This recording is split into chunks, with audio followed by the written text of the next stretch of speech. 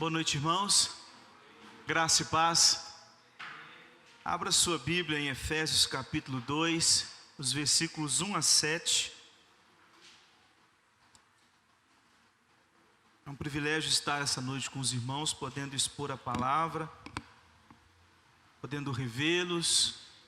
Como sempre digo quando venho aqui, agradeço imensamente as orações dos irmãos pela nossa família, principalmente pela Lorena. E para nós é um privilégio estarmos hoje podendo cultuar ao Senhor com vocês, podendo neste ajuntamento solene, neste culto solene ao nosso Deus, onde o Senhor se faz presente. Depois de cantarmos, lemos a Tua palavra, agora é hora do Senhor falar aos nossos corações. E como nós entendemos à luz da interpretação reformada, quando a Escritura ela é fielmente exposta, é Deus falando ao povo. Então eu peço para que você ore por mim, para que Deus, por misericórdia, no decorrer do sermão, eu seja fiel à exposição, porque assim Deus vai estar falando com você. E Deus estará falando com todos nós. Efésios capítulo 2, versículos 1 a 7. Eu vou estar lendo e os irmãos estejam acompanhando. Ele vos deu vida, estando vós mortos nos vossos delitos e pecados, nos quais andastes outrora segundo o curso deste mundo, segundo o príncipe da potestade do ar, do espírito que agora atua nos filhos da desobediência, entre os quais também todos nós andamos outrora, segundo as inclinações da nossa carne, fazendo a vontade da carne e dos pensamentos. E éramos por natureza filhos da ira, como também os demais. Mas Deus, sendo rico em misericórdia, por causa do grande amor com que nos amou, e estando nós mortos em nossos delitos, nos deu vida juntamente com Cristo, pela graça sois salvos. E juntamente com Ele nos ressuscitou e nos fez assentar nos lugares celestiais em Cristo Jesus, para mostrar nos séculos vindouros a suprema riqueza da sua graça em bondade para conosco, em Cristo Jesus. Vamos orar mais uma vez? Deus eterno e todo-poderoso, Tua palavra foi lida e pedimos que por misericórdia o Senhor me use como pregador fiel desta que foi lida. Ó Deus eterno, tenha misericórdia de mim. Como homem que sou, posso ter inclinações das mais diversas para longe da palavra do Senhor. Me mantenha nos trilhos, ó Pai. Tenha misericórdia de mim. E fale profundamente ao coração de todos nós, de cada um que adentrou a este local para cultuar ao Senhor. Neste momento tão especial, onde a casa espiritual do Senhor se faz presente. E nós podemos assim cultuar o Teu nome e ouvir da Sua voz. Em nome de Cristo Jesus, Pai. Amém. Irmãos, lá em Ezequiel, capítulo 37, tem uma visão que o profeta tem, que você possivelmente já deve ter lido ou ouvido algum tipo de pregação. O profeta tem uma visão de um vale de ossos secos.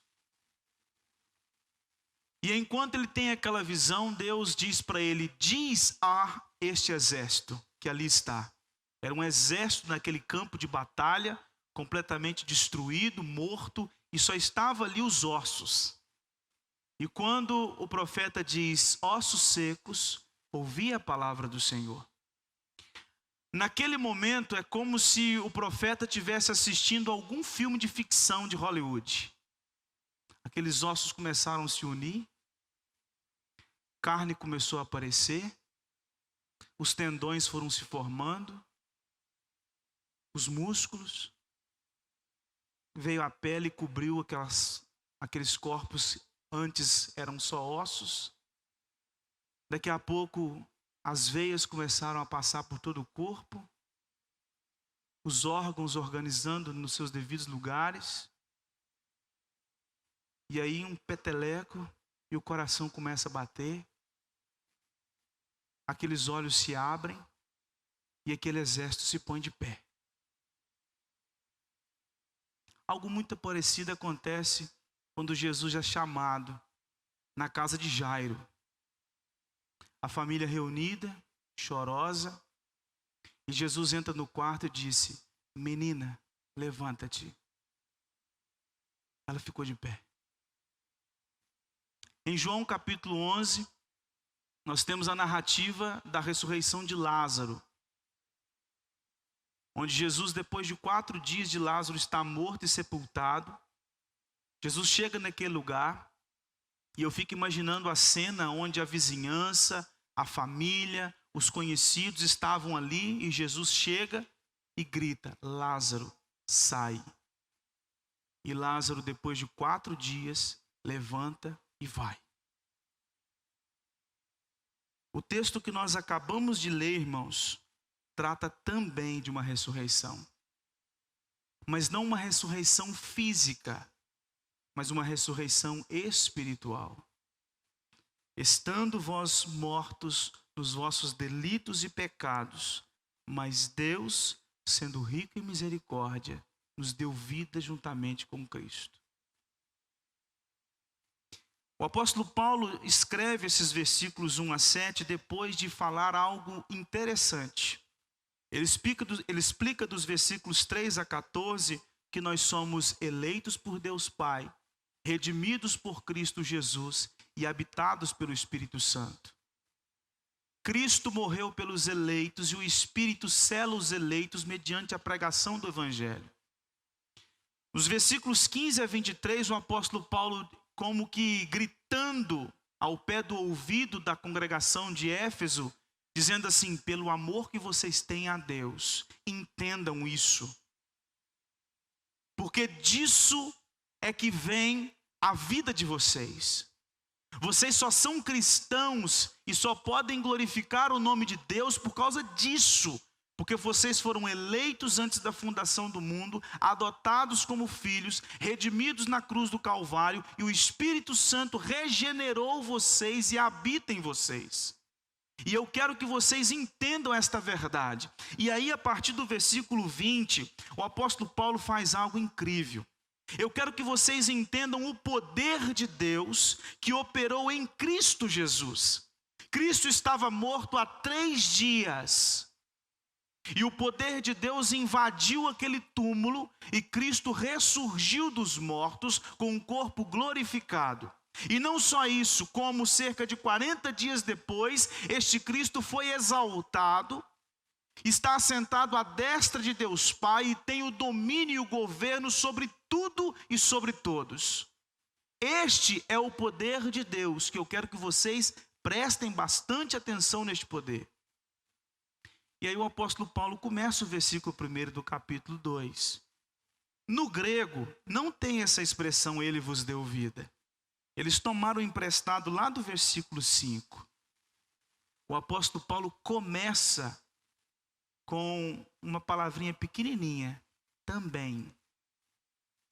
Estando vós mortos nos vossos delitos e pecados, porque vocês andaram outrora segundo o curso deste mundo, segundo o príncipe da potestade do ar, do espírito que agora atua nos filhos da desobediência, os quais também todos nós andamos outrora, segundo as inclinações da nossa carne, fazendo a vontade da carne e dos pensamentos, e éramos por natureza filhos da ira, como também os demais. Mas Deus, sendo rico em misericórdia, por causa do grande amor com que nos amou, e estando nós mortos, assim como Cristo estava naquela sepultura, em nossos delitos e pecados, nesse caso uma morte espiritual, nos deu vida. Juntamente com Cristo, pela graça sois salvos. E juntamente com Ele, nos ressuscitou e nos fez assentar nos lugares celestiais em Cristo. O que o apóstolo Paulo faz aqui? O mesmo poder que operou em Cristo Jesus, ressurgindo Ele dos mortos, ressuscitou vocês dos mortos. E o mesmo poder que fez com que Cristo Jesus assentasse à destra de Deus Pai e desse a Ele o controle e o governo sobre tudo e sobre todos, é o mesmo poder que também fez vocês, igreja, assentarem com Cristo nos lugares celestiais. É isso que o apóstolo Paulo está falando aqui. Eu preciso que vocês entendam esta verdade. Paulo é como se fosse aquele pai ou aquela mãe que depois de sentado por horas explicando o dever de casa, a tarefa que a professora passou e que a criança não entende. E o desejo do pai e da mãe é de, parece que abrir a cabeça daquela criança e enfiar aquilo lá dentro para ver se ela entende. A oração do apóstolo Paulo dos versículos 15 a 23 tem relação com o que ele disse no 3 a 14 e tem relação com o que ele disse no capítulo 2, versículos 1 a 8, a 1 a 7. Eu preciso que vocês entendam essa verdade. Porque compreender isso muda completamente a maneira como nós vivemos, a maneira como nós cultuamos ao Senhor. E aqui eu gostaria de pensar primeiro nesses 3 versículos, porque o versículo 4, ele muda tudo. Nós temos o que nós éramos antes do mas e o que nós somos depois do mas. O que nós éramos sem Cristo e o que nós somos com e em Cristo. E os versículos 1 a 3, o apóstolo Paulo diz que primeiro nós éramos mortos. Não, Arthur, eu conheço a minha vida quando eu era antes de Cristo Jesus e eu não era morto. Eu caminhava por este mundo, eu vivia. Inclusive, eu gastava a minha vida em muitas outras coisas. O apóstolo Paulo está tratando de uma morte espiritual. Assim como aquela criança, lá em Lucas capítulo 8, não ressurgiu quando o pai e a mãe, possivelmente desesperados, socavam o peito dela para ver se ela levantava, você e eu também nunca abrimos os olhos ouvindo as vozes das pessoas. No dia que você ouviu a voz de Cristo, levanta-te, você levantou. Então não foi pelo poder da voz do pregador, não foi por causa da eloquência do pregador, não foi por causa do grito que alguém te deu, mas por ter a sua alma ouvido Cristo. E porque sua alma ouviu Cristo, você passou a viver. E o apóstolo Paulo disse que nós estávamos mortos nos vossos delitos e pecados. E delitos, se você não sabe, é transgressão, lei. O que o apóstolo Paulo está dizendo aqui? Nós éramos criminosos. Numa linguagem popular, quem é criminoso? Aqueles que estão atrás das grades. Mas o apóstolo Paulo diz que espiritualmente toda a humanidade é criminosa, porque estão mortos em seus delitos e pecados. Gente que só faz transgredir a lei de Deus, seja no pensar, no falar ou no agir. E o apóstolo diz, nós estávamos mortos em vossos delitos e pecados. E ele começa a explicar um pouquinho mais. Nós andávamos segundo o curso deste mundo. Nós vivíamos segundo os prazeres que o mundo nos apresenta. Nós achávamos que a nossa vida era pautada por aquilo que a filosofia, que a sociologia, que os programas de TV têm nos ensinado a respeito de tudo. A respeito da sexualidade, a respeito de finanças, a respeito de trabalho, a respeito de família, a respeito de criação de filhos, a respeito de uma vida social. Enfim, nós éramos pautados pelo curso deste mundo, que jaz no maligno. O apóstolo Paulo diz, segundo o príncipe da potestade do ar, do espírito que agora atua nos filhos da desobediência. Ou seja, nós antes de Cristo éramos guiados pelo próprio diabo, porque foi o que ele fez lá no Éden. Ele guiou o primeiro casal à rebeldia e à criminalidade. E ele agora torna todos os homens naturais, por isso que o apóstolo Paulo diz por natureza, naturais são aqueles que seguem o discipulado do diabo. E é isso que o apóstolo Paulo está dizendo. Antes de Cristo, nós vivíamos segundo o príncipe da potestade do ar, ou seja, ele era o nosso mestre. Ele era o nosso Deus. Ele era o nosso Senhor. Ele era o nosso rei. Ele era a quem nós devíamos obediência, porque ele nos ensinou desde pequeno a vivermos uma vida longe dos padrões de Deus. E você nasceu assim. Porque o salmista Davi, no Salmo 51, diz: eu nasci na iniquidade, e em pecado me concebeu a minha mãe. Quando o Bernardo nasceu e quando o João nasceu agora, eu fiz a mesma coisa. Quando eu vi os dois pela primeira vez. Tão pequenininho, tão bonito, mas tão transgressor da lei de Deus. Porque nasceu assim. E não é porque o Arthur disse, não é porque João Calvino disse, não é porque Agostinho disse, é porque Deus diz. E o apóstolo Paulo segue no versículo 3. Entre os quais também todos nós andamos outrora, segundo as inclinações da nossa carne, fazendo a vontade da carne e dos pensamentos. Nós vivíamos pautado de acordo com os nossos desejos, com as nossas inclinações. O pecado para nós era o nosso banquete diário. Era onde nós encontrávamos prazer, deleite, sentido para a vida. Pecar era algo completamente natural e era algo que nós fazíamos com alegria. E quando chegava um crente chato para dizer que aquilo que nós estávamos fazendo era pecado, a gente dizia: você não sabe viver. Você não sabe o que é gozar da vida. Você fica nesse seu mundinho atrás de um pastor, de uma denominação, com essa Bíblia no braço, sendo que foram homens que escreveram isso, enquanto eu estou curtindo a vida. Eu estou me entregando aos meus prazeres. E lá em Romanos, no capítulo 1, o apóstolo Paulo diz, a partir do versículo 18: a ira de Deus se revela do céu contra toda impiedade e perversão dos homens. E o texto segue dizendo o seguinte, que Deus faz o seguinte: já que os homens o rejeitam, já que os homens se rebelam contra Deus, já que os homens dizem que Deus não existe, o que Deus faz? Entrega os homens aos seus próprios prazeres.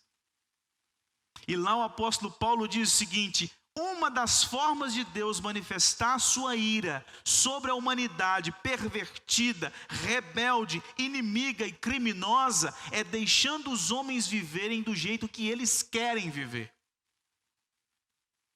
Quer adulterar? Adultere à vontade. Quer se prostituir? Se prostitua à vontade.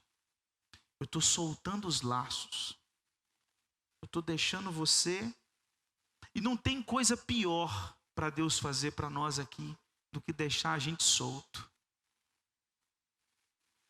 Não tem castigo pior de um pai, de uma mãe, para um filho, do que deixar o filho fazer o que ele quer.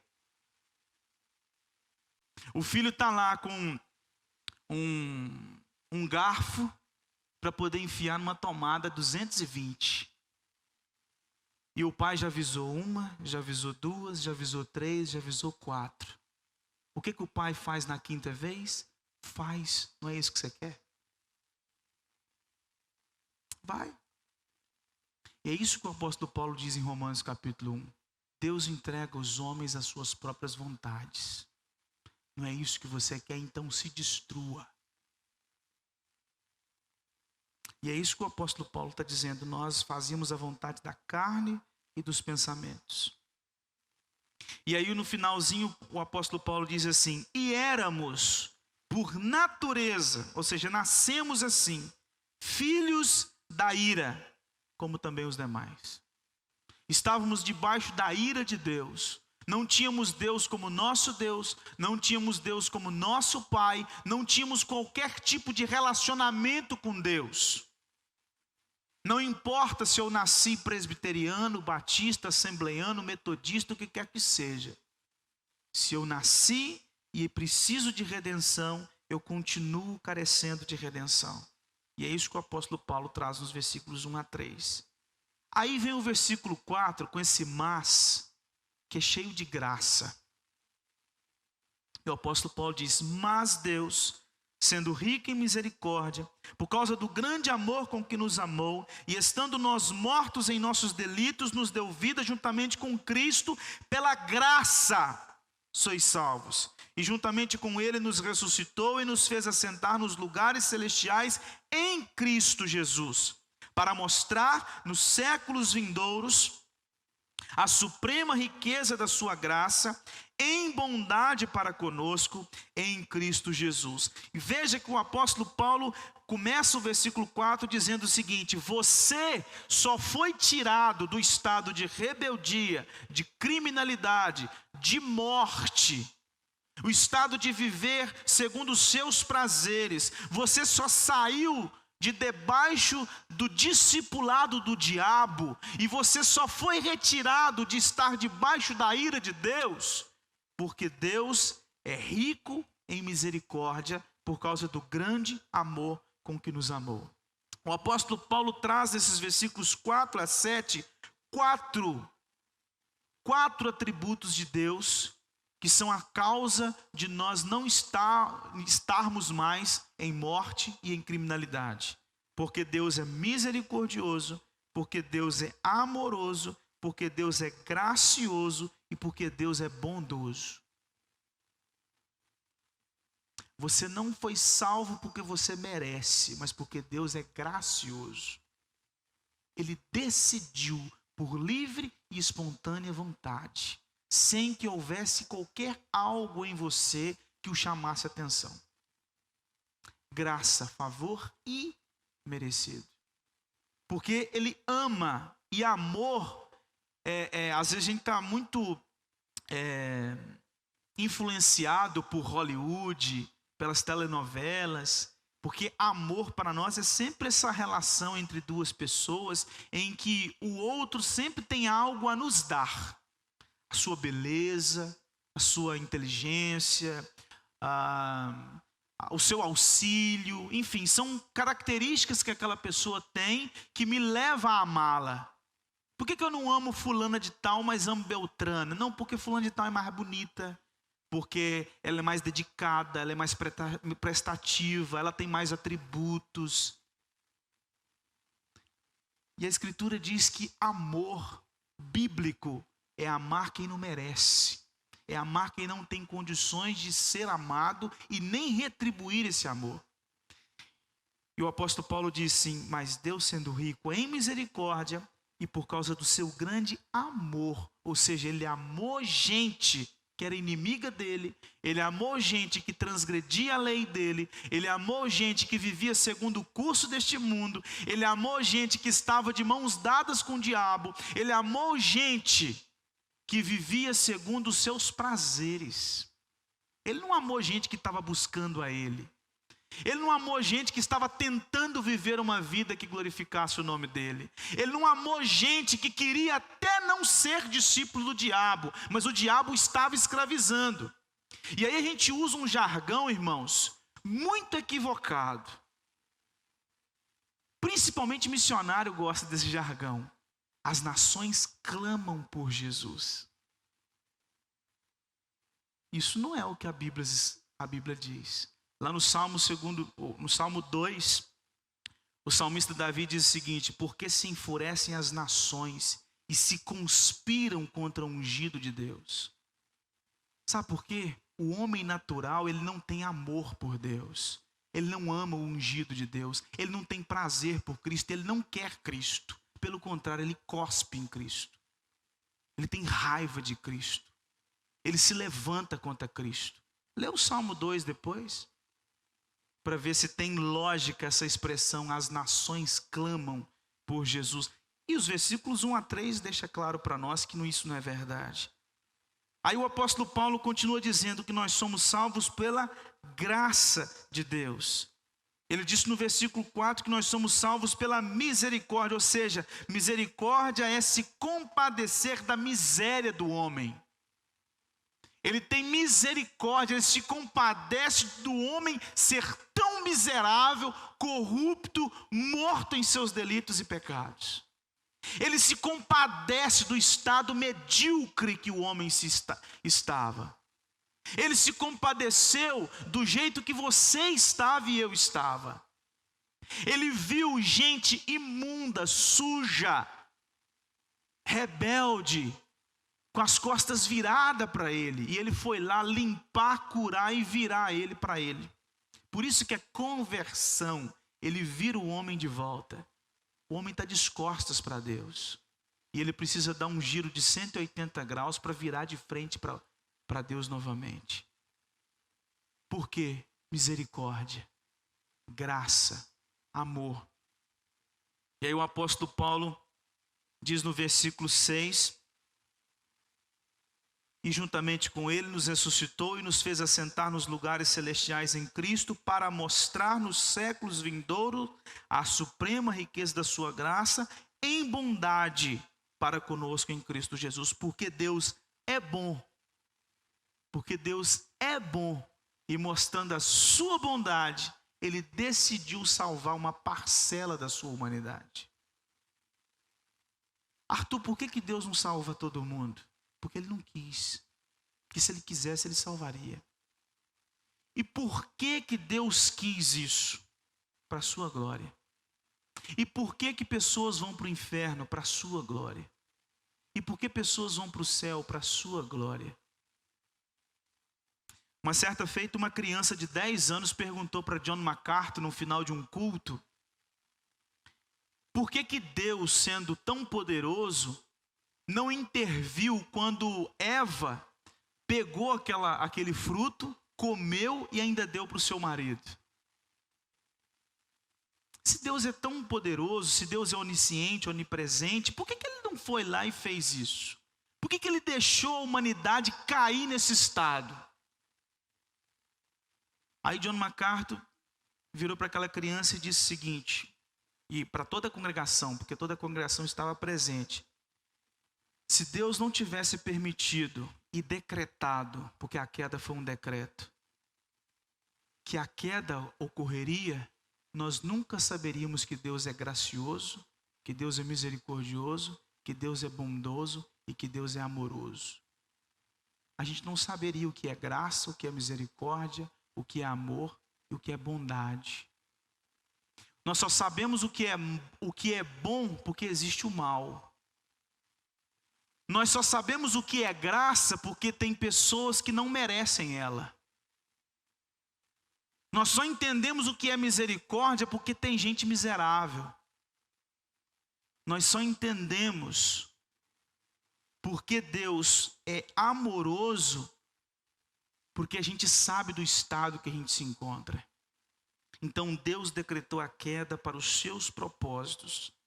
E aqui nós vemos o apóstolo Paulo mostrando que Deus é o autor dessa salvação.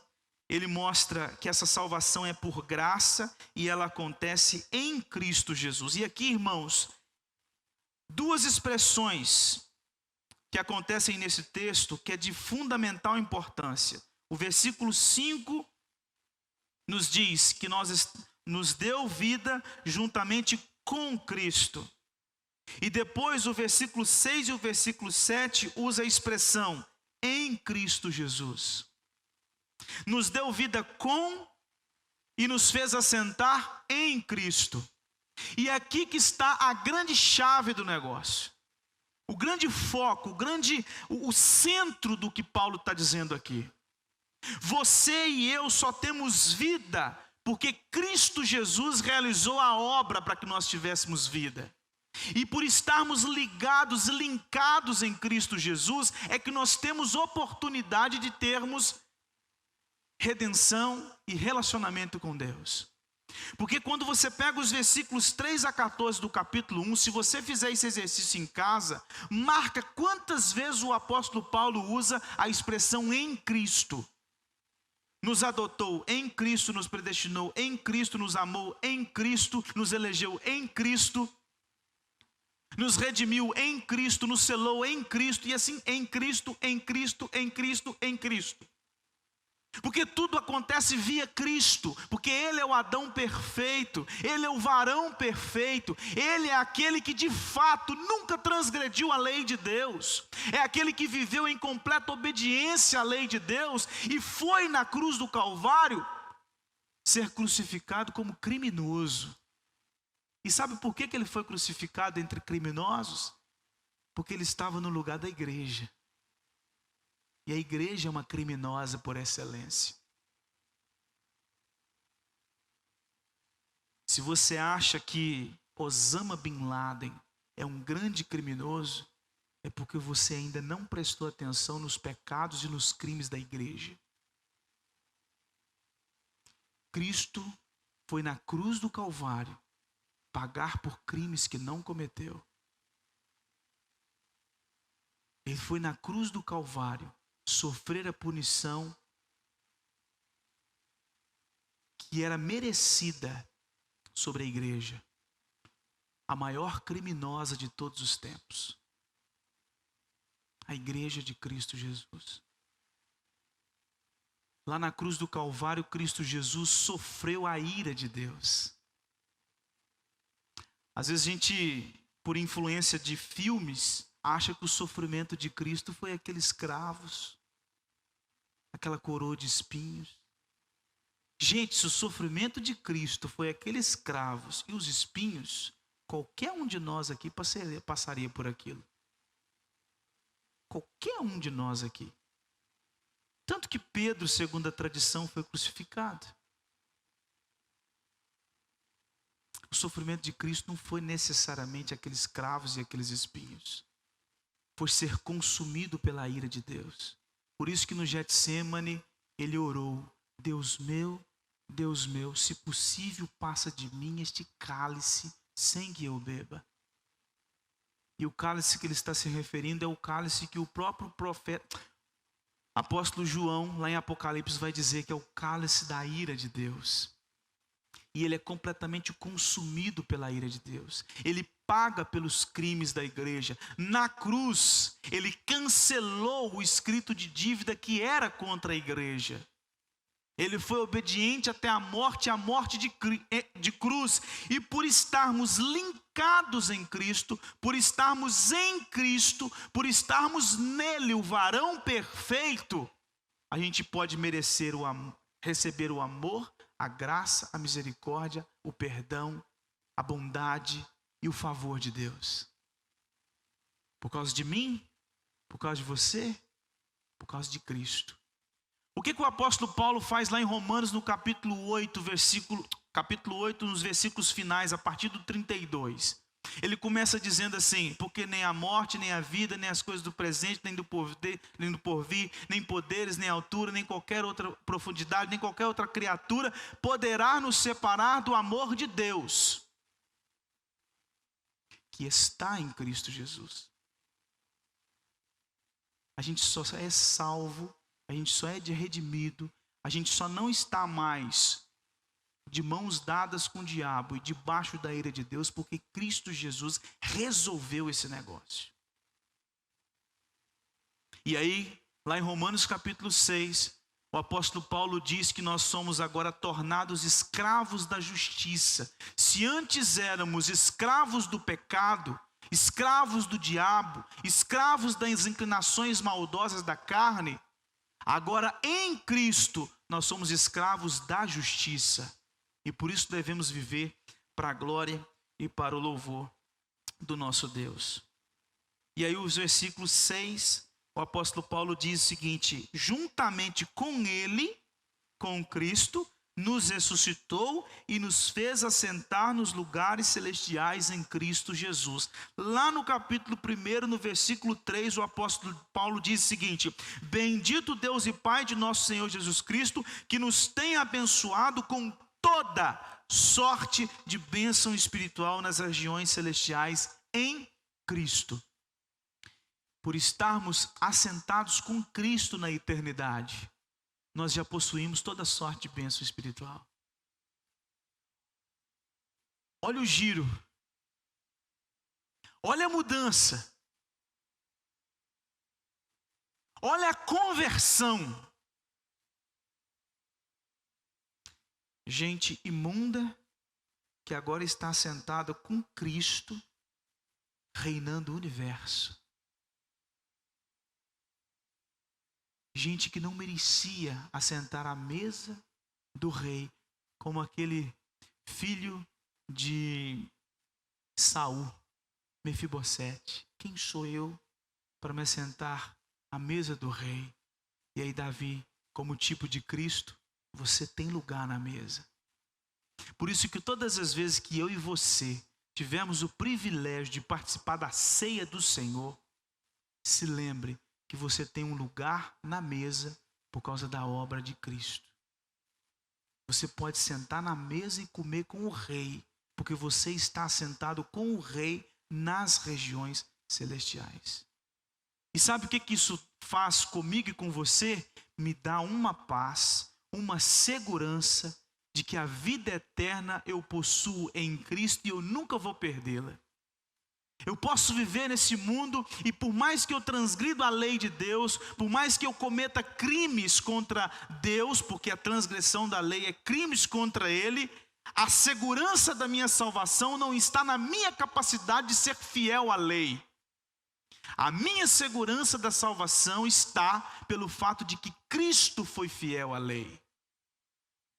E de que porque Ele foi fiel à lei, eu tenho redenção. Porque os pecados que eram meus foram imputados sobre Ele na cruz. E a justiça que era dele foi lançada sobre mim quando eu arrependi dos meus pecados e criei nele. Justificados, pois, mediante a fé, temos paz com Deus. Justificados nada mais é do que declarados justos. E declarados justos por quê? Por causa da justiça de Cristo. A justiça dele imputada sobre gente que não merece. E aí o versículo 7, o apóstolo Paulo diz o seguinte: sabe para que tudo isso acontece? Sabe por que Deus mudou a história de vocês completamente? Sabe por que Deus fez vocês saírem de um estado de ira para um estado de graça? Sabe por que Deus tirou vocês da miséria e colocou vocês assentados junto do Rei do Universo? Sabe por que vocês foram ressuscitados dentre os mortos? Sabe por que vocês possuem toda sorte de bênção espiritual? Sabe por que vocês são selados pelo Espírito Santo de Deus? Sabe por que vocês são guardados e perseverarão na fé até o fim? Sabe por que vocês herdarão novos céus e nova terra? Sabe por que vocês já têm vida eterna? Para mostrar nos séculos vindouros a suprema riqueza da sua graça em bondade para conosco em Cristo Jesus. Deus fez tudo isso para que o nome dele fosse glorificado, exaltado e bendito pelos séculos dos séculos. Martyn Lloyd-Jones disse certa feita que aqueles que estiverem no céu estarão lá com o seguinte pensamento: estou aqui, mas não mereço estar aqui. Estou aqui por graça. E aí eu trago algumas aplicações para a gente caminhar para o final. A primeira delas eu trago para você o seguinte: crentes, verdadeiramente crentes, sabem de onde vieram e quem são. Se você não pode olhar no espelho e dizer: miserável pecador, que não merece o céu, miserável homem que sou. Se você não conseguir olhar no espelho e dizer assim: eu mereço o inferno. Se você não consegue olhar para si mesmo como alguém imundo e perverso diante de Deus e que só é salvo por graça, você ainda não foi alvo da graça de Deus. Porque o crente verdadeiramente crente sabe de onde veio, sabe as suas raízes. Ele sabe quem ele é por natureza. Ele sabe que ele precisa a todo tempo da graça de Deus. E ele só tem segurança nessa graça de Deus e não nele. Então presta bastante atenção. Às vezes quando a gente começa a falar com algumas pessoas que se dizem cristãs, que elas são mortas em seus delitos e pecados, que são pecadores, que são miseráveis, que não merecem o céu, Aí a gente começa a trazer o negócio para mais estreito, e vai afunilando, aí daqui a pouco a pessoa bate em você e fala assim: pera aí, rapaz, você já está exagerando. O verdadeiro crente diz o seguinte: pode seguir, porque é isso aí muito mais. É isso que eu sou. Vai lá para Romanos capítulo 1.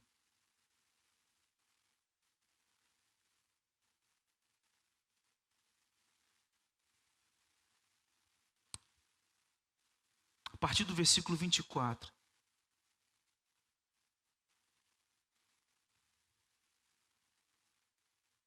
Porque o homem natural se rebela contra Deus, Deus entregou tais homens à imundícia, pelas concupiscências de seu próprio coração, para desonrarem o seu corpo entre si.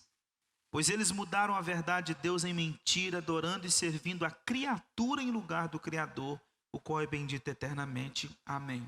Por causa disso, os entregou Deus a paixões infames, porque até as mulheres mudaram o modo natural de suas relações íntimas por outro contrário à natureza.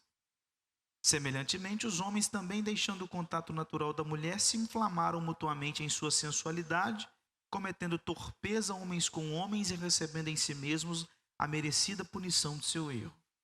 E por haverem desprezado o conhecimento de Deus, o próprio Deus os entregou a uma disposição mental reprovável, para praticarem coisas inconvenientes, cheios de toda injustiça, malícia, avareza e maldade, possuídos de inveja, homicídio, contenda, dolo e malignidade, sendo difamadores, caluniadores, aborrecidos de Deus, insolentes, soberbos, presunçosos, inventores de males, desobedientes aos pais, insensatos, pérfidos, sem afeição natural e sem misericórdia.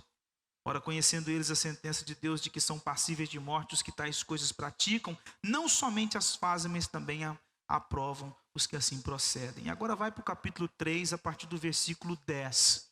O apóstolo Paulo diz o seguinte: não há justo, nenhum sequer, não há quem entenda, não há quem busque a Deus, todos se extraviaram, a uma se fizeram inúteis, não há quem faça o bem, não há nenhum sequer, a garganta deles é sepulcro aberto, com a língua urdem engano, veneno de víbora está nos seus lábios, a boca eles a têm cheia de maldade, de maldição e de amargura, são os seus pés velozes para derramar sangue, nos seus caminhos a destruição e miséria, desconheceram o caminho da paz, não há temor de Deus diante dos seus olhos. Este é o homem sem Cristo. E talvez é você que ainda não foi encontrado por Cristo Jesus. Talvez você que ainda continua morto nos seus delitos e pecados. E se você agora não der um grito para Cristo te redimir, se você agora não reconhecer que você é exatamente isso que o apóstolo Paulo listou, se você não é essa pessoa tão miserável que pisa nessa terra, se arrepender dos seus pecados e depositar toda a sua fé em Cristo Jesus, o inferno está te esperando. O lugar de ira, de condenação. E não importa se você é membro da Igreja Presbiteriana do Brasil há 10, 15, 20, 30, 50, 70 anos. Se você não foi redimido por Cristo, o inferno é logo ali. E se você foi redimido por Cristo, é exatamente o que o apóstolo Paulo vai falar no versículo 10. Pois somos feituras dele, criados em Cristo Jesus para as boas obras. Viva em santidade de vida. Você não é mais o que você era. Por isso que uma das partes mais graciosas do texto, de capítulo 2, versículo 1 a 7, são os verbos no passado que Paulo usa.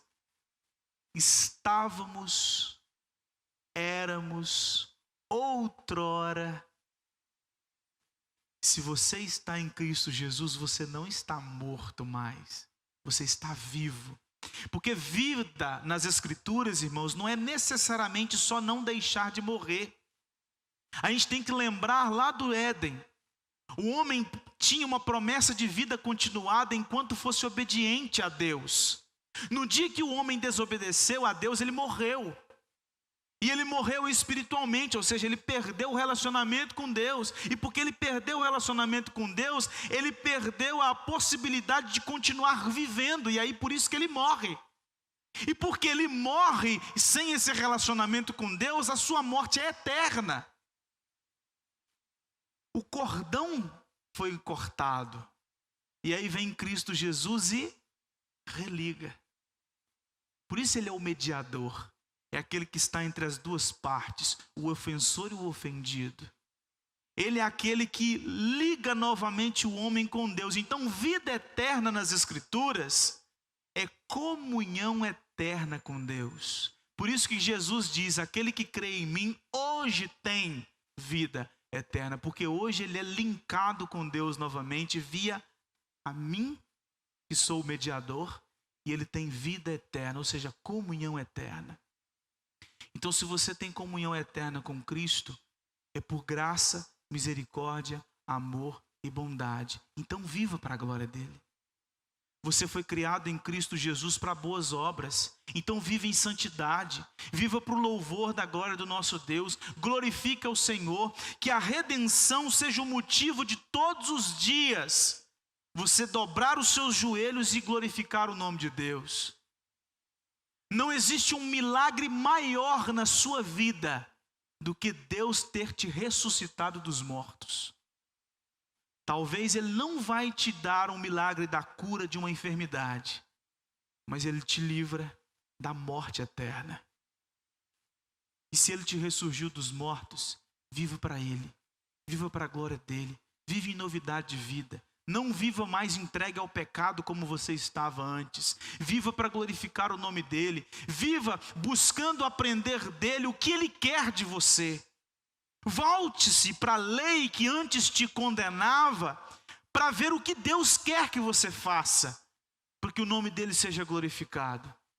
E assim exalte o nome de Cristo, seja lá ou seja aqui dentro. Que Deus nos abençoe.